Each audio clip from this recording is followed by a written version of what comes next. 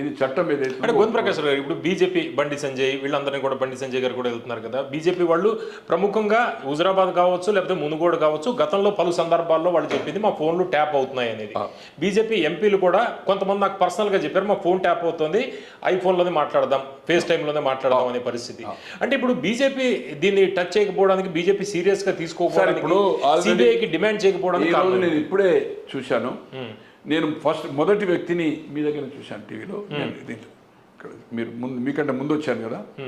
నేను అందరికంటే మొదలు నేను చెప్పినావు సిపాయి, నువ్వు చెప్పినావు. ఎలా హోమ్ మినిస్టర్ కదా నేను, కేంద్రంలో హోమ్ మినిస్టర్, డిప్యూటీ మినిస్టర్ కాదు, స్టేట్ మినిస్టర్. ఏదో నార్త్ ఈస్ట్ స్టేట్స్ కొంత సబ్జెక్ట్ ఇస్తాడు. డిప్యూటీ మినిస్టర్కు ఏముండదు, ఫైల్ ఉండదు, సబ్జెక్ట్ ఉండదు. స్టేట్ మినిస్టర్కి ఏదైతుందో కొంత నార్త్ ఈస్ట్ స్టేట్, ఇంతకుముందు సాగర్జీ ఏదైతుందో గవర్నర్ అయ్యిందిగా, అంతకంటే ముందు ఉండే నార్త్ ఈస్ట్ స్టేట్స్లో కొంత సబ్జెక్ట్ ఇస్తారు స్టేట్ మినిస్టర్కు. ఇండిపెండెంట్ ఛార్జ్ అంటేనో మొత్తం ఇండిపెండెంట్ కాదు. ఈయన షా గారు ఈరోజు నువ్వు సిరిసిల్లలో కరీంనగర్లో ప్రెస్కి చెప్పుడేందే ఎంపీ అను, యు ఆర్ ఎ మినిస్టర్. ఇమ్మీడియట్గా నువ్వు ఏదైతుందో నీకు నోటీస్ వచ్చింది, పోతున్నా అంటున్నావు, సిట్ ఆఫీస్కి వస్తావా, నీ దగ్గరికి వచ్చి తీసుకుంటారా, ఎక్కడ ఉంటే అక్కడ హోమ్ మినిస్టర్ కనుక దేమే ఆప్ చేస్తారు, రమ్మన్న కాడికి పోతారు. ఎందుకంటే ఇది ప్రోటోకాల్. ఇప్పుడు క్యాబినెట్ మినిస్టర్ కేంద్రానికి సీఎం ఏదైతుందో రిసీవ్ చేసుకుంటానికి పోవాలి. సీఎం తన ఇంటికో తన ఆఫీస్కో పిలవద్దు, ఆయన ఎక్కడ ఉంటే అక్కడికి పోవాలి. కట్టసీ కోసం ఏదో డిన్నర్ వచ్చాను. డిబేట్, డిస్కషన్స్, పాలసీ మ్యాటర్ ఉంటే ఏదైతుందో ఈ షుడ్ గో. ఈ రాష్ట్రానికి వచ్చినా కూడా go the guest house and సీఎంలు క్యాబినెట్ మినిస్టర్ను రిసీవ్ చేసుకునే ఇన్సిడెంట్స్. ఇది protocol. More than CM, cabinet minister central. తో ఈరోజు నాకైతే శోచనీయం ఇది. ఇమ్మీడియట్గా మీరు ఏదైతుందో ఇంత ఇన్వాల్వ్ అయింది. ఏ రాష్ట్రంలో ఏ పార్టీ అధికారంలో ఇటువంటి జరగలేదు, ఇటువంటి సంఘటన. అటువంటి నేను డిమాండ్ ఇమ్మీడియట్గా, yes I'm going to Delhi after ఈ 2 రోజుల తర్వాత నేను సిట్కు ఇచ్చిన తర్వాత నేను ప్రధానమంత్రికి, హోమ్ మినిస్టర్కి ఏదైతుందో, మా క్యాబినెట్ హోమ్ మినిస్టర్కి ఏదైతుందో నేను రిటర్న్లు ఏదైతుందో పెడుతున్నా. కిషన్ రెడ్డి గారితో ఎంపీలతో మాట్లాడాలి కదా. నువ్వు ఎప్పుడో చెప్పినట్టున్నావు కదా, 3 ఏళ్ల కింద చెప్పినట్టున్నావు కదా. ఇలా 22 కంటే ముందే అయింది అంటుంటారు కదా మీరు. తో ఇది ఏదైతుందో పిల్లకాయ ఆట లెక్క ఉంది, నాన్ సీరియస్గా ఏదైతుందో ఈరోజు నేను అప్పీల్ చేశాను. అంటే బీజేపీ నిజంగా సీరియస్గా ఉంటే ఇప్పుడు బీజేపీ చేయాల్సిందేంటి, బండి సంజయ్ గారు చేయాల్సిందేంటి అంటే ఇప్పుడు ఇమీడియట్గా దే షుడ్ అది అప్పుడు ఏదైతుందో సిబిఐ ఇన్వాల్వ్ అయ్యి, అంటే ఒక లెటర్ రాయాలి. రాష్ట్ర పరిధిలో ఉంది కదా, రాష్ట్రం పర్మిషన్ ఇవ్వాలి. ఈరోజు మీ తెలుగు పేపర్ ద్వారా ఈవెన్ రేవంత్ రెడ్డి గారు కూడా immediate it is going to sit, almost all కంప్లీషన్కి వస్తున్నది. సాక్షులు ఏముంది, ప్రభాకర్ అయింది, డీజీపీ ఏదైతుందో ఇవాళ రేపు అనేది ఐజ్ ఫర్ మీడియా ప్రకారం ఏదైతుందో హోమ్ సెక్రటరీ కూడా డెఫినెట్ దే షుడ్ అటెండ్, వాళ్ళ స్టేట్మెంట్ రికార్డ్ చేయవలసిందే. సిబిఐ ఇంకా 5 రోజులకా 10 రోజులకా షుడ్ నో అబ్జెక్షన్. సిబిఐకి ముఖ్యమంత్రి గారు కూడా రాయాలి. క్యాబినెట్లో నిర్ణయం చేసి it is a big case, ఇంతవరకు జరగలే. మీరు ఎన్నికల ముందు దీన్ని మరీ చెప్పారు, ఎక్కడున్నా పట్టుకొస్తామని. ఏమి పట్టుకొచ్చారు, ఏం చేస్తారు, సహకరించకపోతే ఏం చేస్తున్నారు. రోజు 9 గంటలకు కూర్చున్నాడు, బ్రేక్ఫాస్ట్, ఛాయలు, బిస్కెట్లు ఏదైతుందో బిర్యానీలు తిని పంపించడా కాదు కదా, బుజ్జగించి చెప్తారా. అంటే గోవింద్ ప్రకాష్ గారు ఇప్పుడు కామన్ మ్యాన్ దృష్టిలో చూస్తే ఈ కేసు ఇలాంటి బోల్డ్ కేసులు వస్తుంటాయి పోతుంటాయి, ఏం కాదు అనేది హిస్టరీలో మీ అభిప్రాయం చెప్పండి సార్. మీ ఇదివరకు భారతదేశం గతంలో ఎప్పుడైనా ఇండియన్ హిస్టరీలో అంటే బయటకు వచ్చింది, దానివల్ల నష్టపోయింది, అధికారుల మీద కేసు అయింది కర్ణాటకలో. 83లో రామకృష్ణ హెగ్డే గారు ఏదైతుందో రాజ్యసభ ఉండి ఢిల్లీలో, జనతా పార్టీ అప్పుడు దేశంలో ఎక్కడ అధికారం లేదు, రైతు నాగల్ గుర్తు, దేవగౌడ హంగ్ వచ్చింది. 224 హౌస్కు 82, 83 జనతా, 16, 17 బీజేపీ, ఇండిపెండెంట్స్ ఒక 10-12 మంది, 80 కంటే 76, 77 కాంగ్రెస్కి వచ్చాయి. ఇంకోటి లోకల్ నాగరాజ్ పార్టీ ఏదో సంథింగ్, హంగ్ సింగిల్ లార్జెస్ట్ ఇదా జనతా 81, 82. ఈ దేవగౌడ బొమ్మాయి గారి ఫైట్లో అప్పటి వరకు చీఫ్ మినిస్టర్ కాలే, దేవగౌడ ప్రధాని కాలే, బొమ్మాయి చీఫ్ మినిస్టర్ కాలే. న్యూట్రల్ క్యాండిడేట్ను రామకృష్ణ హెగ్డేని ఢిల్లీకి వెళ్ళి ఇక్కడికి పంపించారు, స్టేట్ కర్ణాటక చీఫ్ మినిస్టర్ అయ్యాడు 83లో. అయిన తర్వాత ఏదైతుందో ఇన్ఫైటింగ్ నడుస్తున్నది, అసమ్మతి. అప్పుడు ట్యాప్ చేశాడా లేదా గాడ్ నోస్, నేను పెద్ద అబ్జర్వ్ కూడా చేయలేదు. 84లో ఎన్నిక వచ్చింది ఇందిరాగాంధీ చనిపోయిన తర్వాత, 85 మార్చిలో వచ్చేది, 85 డిసెంబర్లో వచ్చింది, అక్టోబర్లో ఆమె ఫైర్ అయిన తర్వాత ఇమీడియట్ ఎన్నికలకు పోయిండు ఎవరు 3 నెలల ముందుగా. 84లో 28కి 28 స్థానాలు అక్కడ కాంగ్రెస్ గెలిచింది. కాంగ్రెస్ దేశమంతా 403 404 వచ్చినాయి కదా. హిస్టరీలో అన్ని సీట్లు ఎప్పుడు రాలేదు. More than 403 404.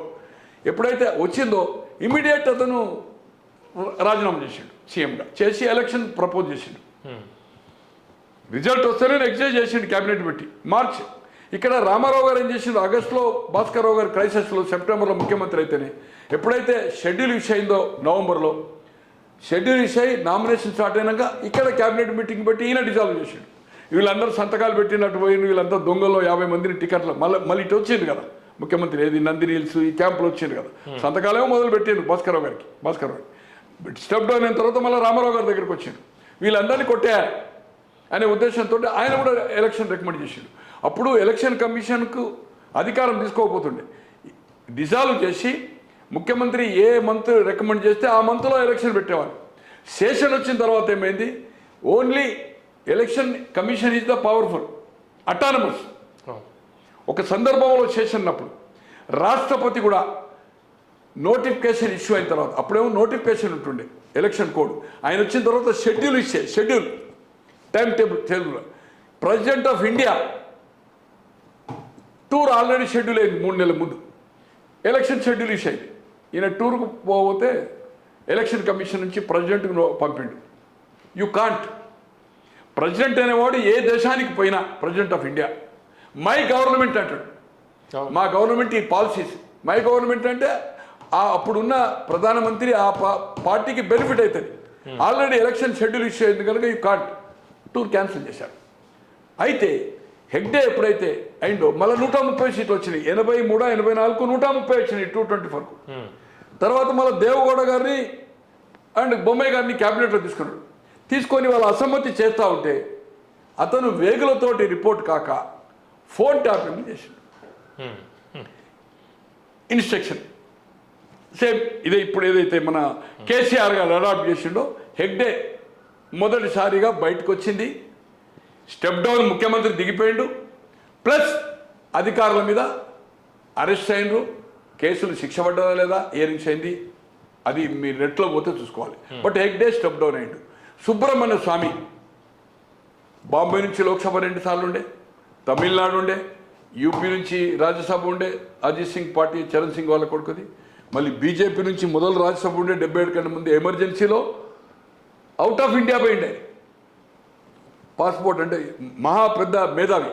తో అతను ఏదైతుందో హెగ్డేక్ అతనికి ఏదో సంథింగ్ బెంగళూరు పాలిటిషియన్, అక్కడి నుంచి కూడా ఆయన విజయమాల ఆయన ఫాలోవర్ ఉండే కదా రాజ్యసభ చేసింది, ఆయన ఫ్లైటే యూజ్ చేస్తుండే కదా కింగ్ ఫిషర్. అయితే ఆయన దాన్ని ఎంక్వైరీ చేస్తే బయటపడితే ఎస్టాబ్లిష్ అయిన తర్వాత ఈ రిజైన్ స్టెప్ డౌన్ సీఎం. దాని తర్వాతనే అప్పుడు బొమ్మాయి దేవగౌడ ఏంటి ఎక్కడ తర్వాత ఇది కంట్రీలో జరిగింది.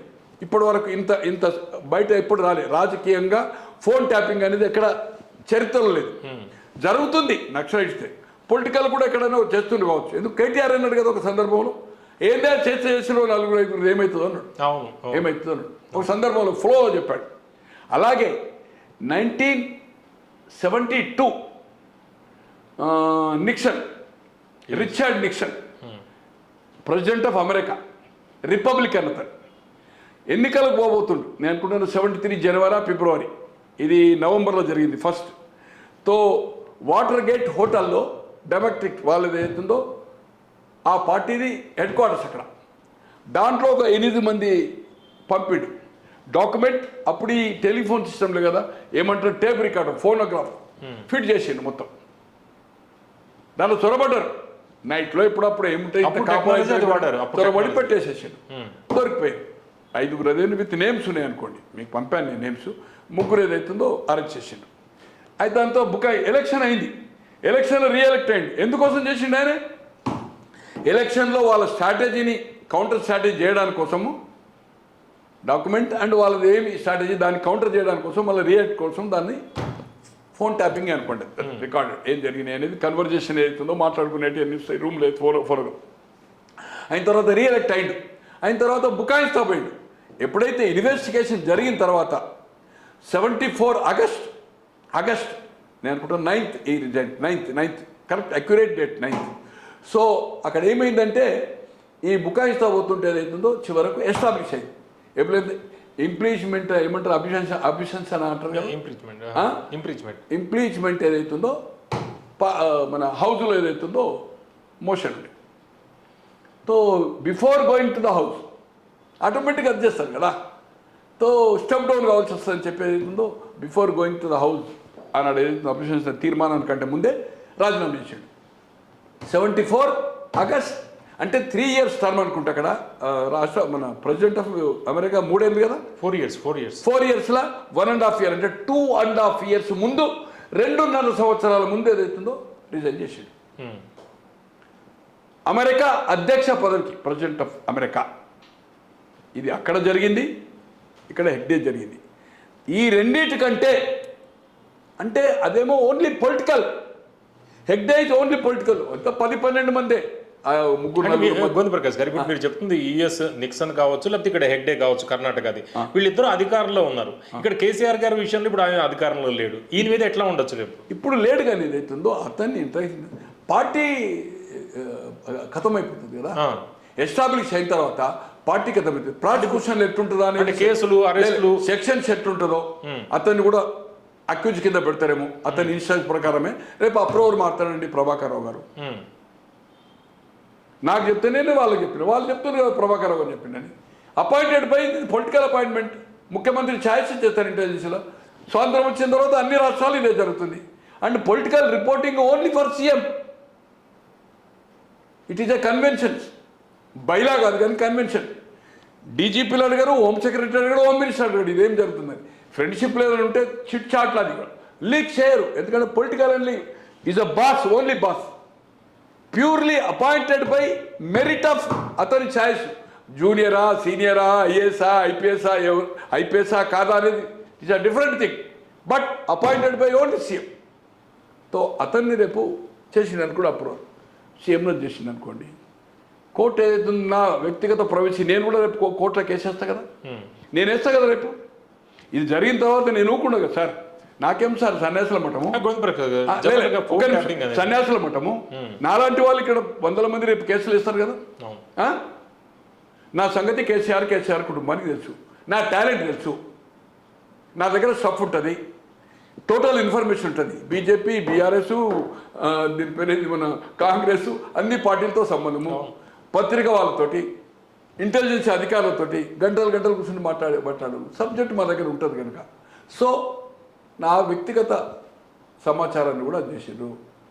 నాకు ఎవరితో సంబంధము, నా డీలింగ్స్ ఏందనేది, దీనివల్ల నాకు వేరే వాళ్ళతో ఇబ్బంది అయింది. నాకు నిజంగానే ఇబ్బంది జరగలేదు, రేపు కేసేస్తా. కేసీఆర్ కదా బాధ్యుడు, కేసీఆర్ కదా, అపాయింట్ ఆయన చేస్తాడు. పొలిటికల్ రిపోర్టింగ్ అనేది సిస్టమ్లే ముఖ్యమంత్రి ఉంటుంది. తర్వాత ఆయనే ఓటుకు నోటు కేసు అప్పుడు బ్రీఫ్ ఇచ్చాడు ప్రెస్ ముందు వచ్చి. రోహిత్ రెడ్డి, పైలట్, గువ్వల బాలరాజు, ఆ ముగ్గురిని ఎమ్మెల్యేలను సెలెక్ట్ చేసింది కూడా ముఖ్యమంత్రి.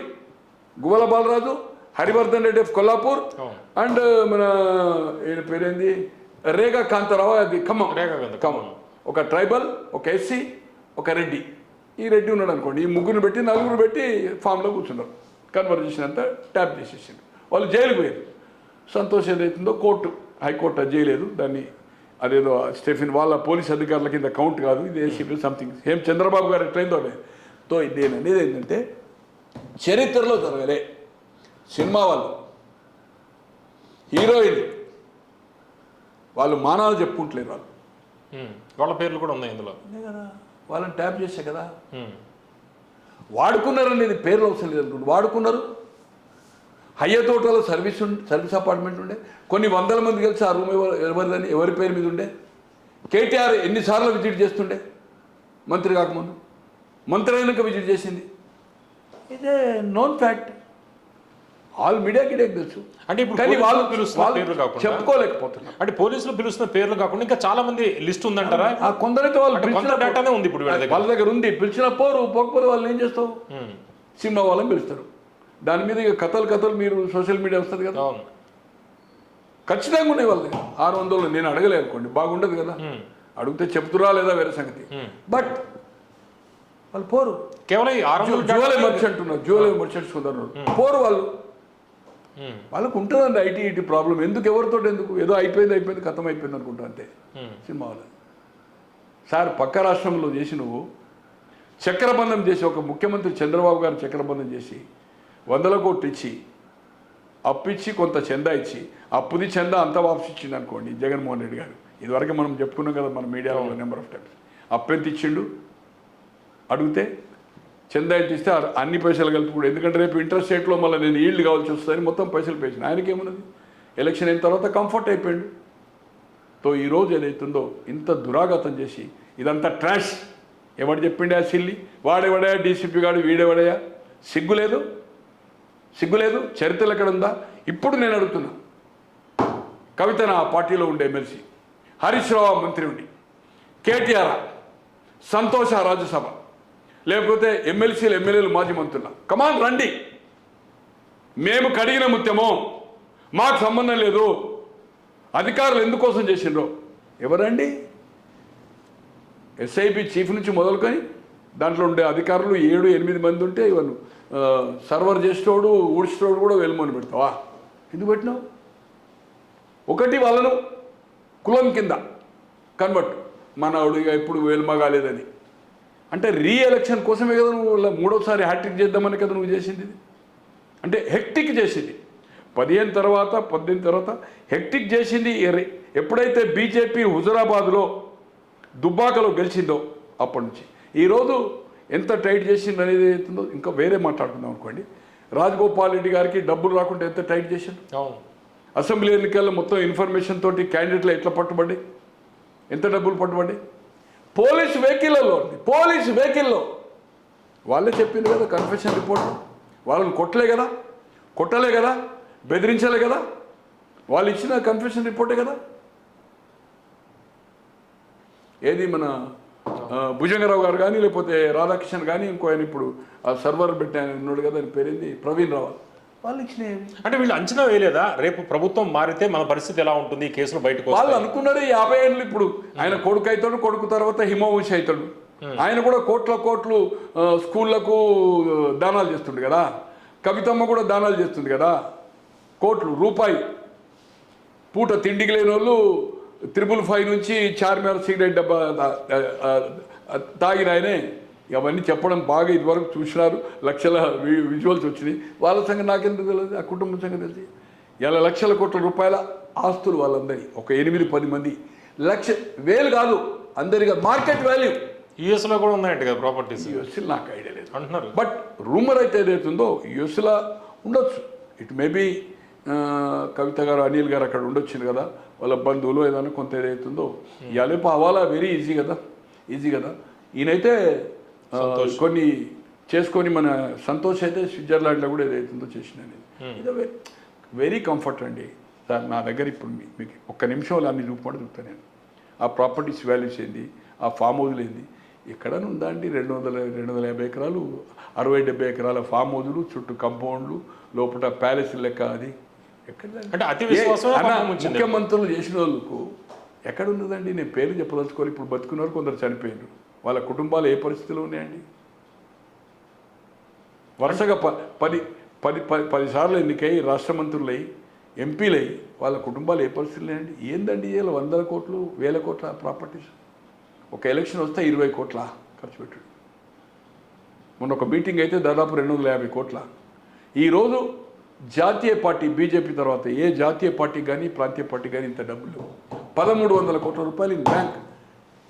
అరే ఒక ఫ్లైట్ కొన్నాడు కదనయ్యా, అదేం చేసాడో తెలుసలేదు. ఇప్పుడు ఫ్లైట్ కొన్నాడు కదా, దేశమంతా పార్టీ పెట్టి తిరుగుతా అని 100 కోట్లు పెట్టి మొత్తం ఢిల్లీ ఆఫీస్ పెట్టి అన్ని మొత్తం రీజనల్ పేపర్లో అన్ని రాష్ట్రాలు ఇచ్చిండు కదా. అబ్కా సర్కార్ కిసాన్ సర్కార్, దేశ్ కి నేత కేసీఆర్ 2001లో కూడా చెప్పిండు 150 పోటీ చేస్తాం, 50 గెలిచి దేశంనే శాసిస్తామని చెప్పిండు. సారు కారు 16 అంటే 9 వచ్చినాయి. మోడీ లేదు మొన్న 0 అయిపోయింది. సో చాలా దుర్మార్గము, దౌర్భాగ్యం. ఖచ్చితంగా స్వప్రయోజనాల కోసము నక్సలైట్ పేరు మీద వాళ్ళకి తెలుసండి. నక్సలైట్ 10 పేర్లు పంపినరు. నిన్న నాకు చూపింది